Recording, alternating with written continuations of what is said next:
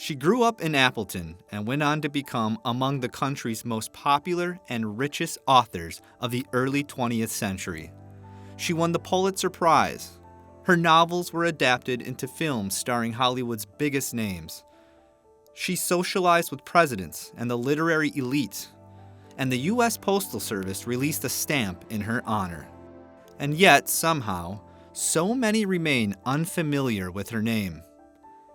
This is the story of Edna Ferber.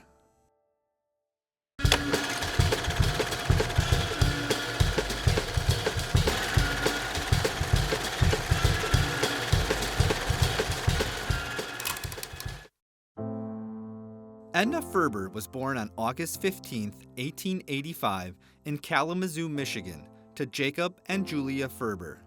Her older sister Fanny was born 3 years earlier.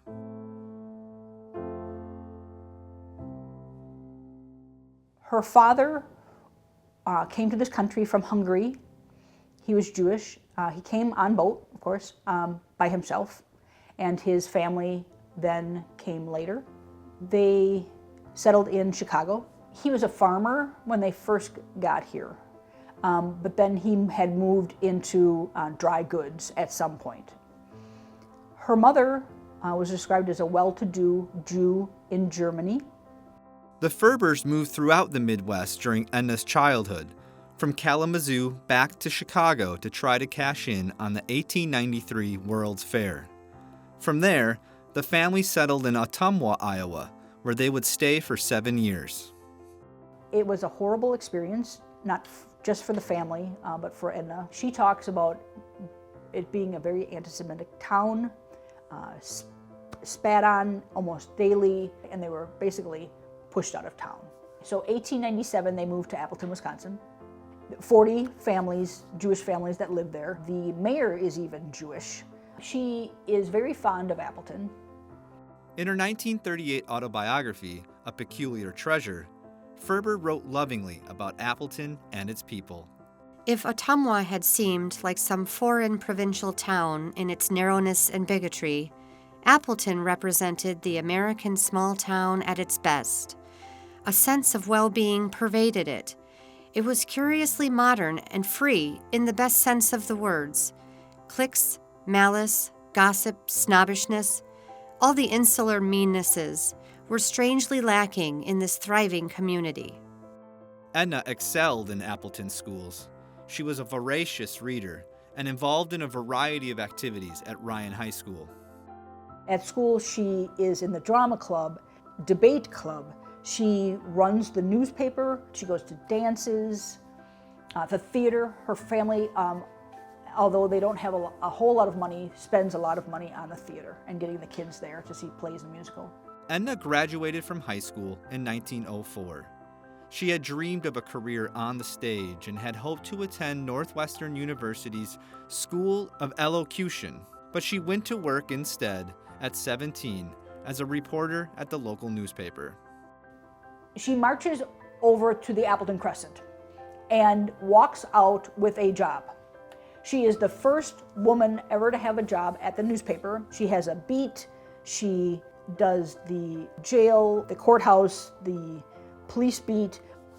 They call her Boots because she makes a lot of noise with her boots on those hardwood floors of the courthouse. Edna is fired less than 2 years on the job. The publisher didn't appreciate a vacation request, nor her aggressive style. She moved to Milwaukee and became a reporter for the Milwaukee Journal. She describes it as a very demanding job, working 12-hour days.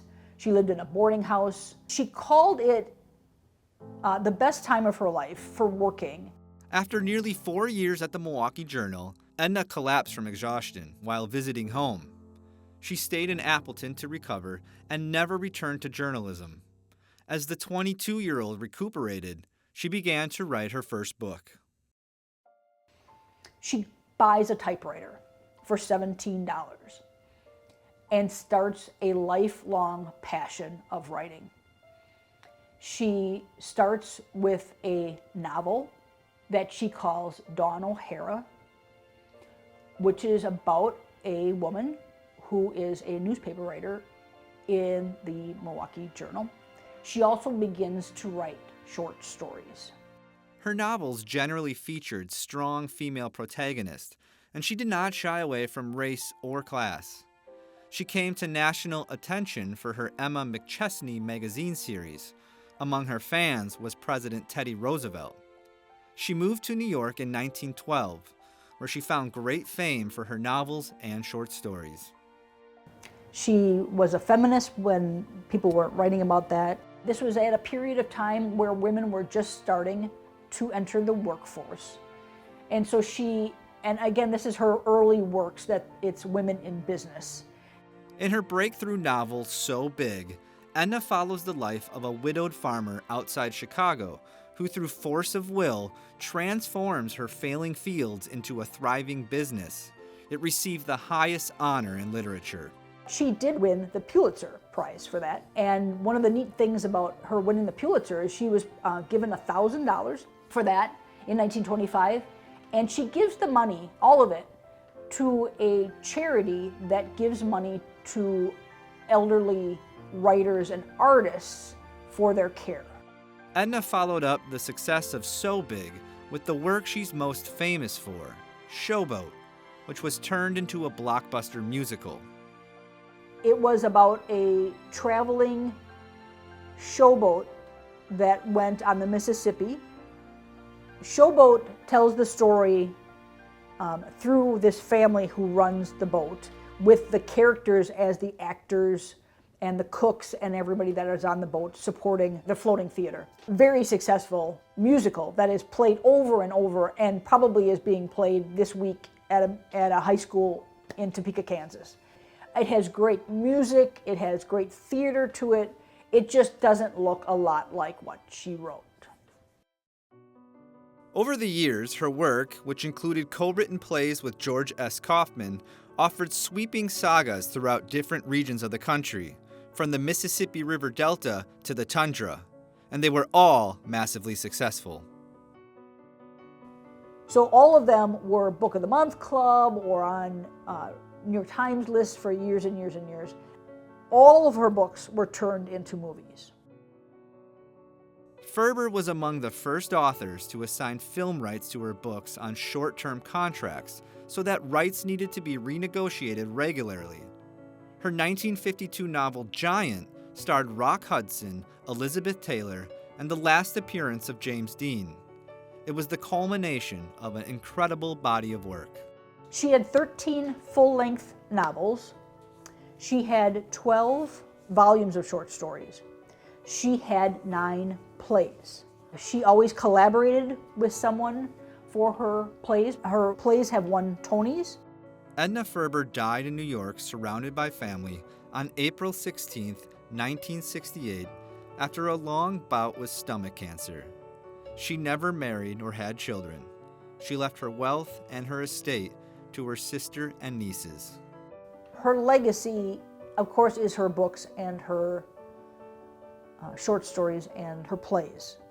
Edna Ferber's legacy endures as a testament to the power of her storytelling, which gave voice to American lives often overlooked.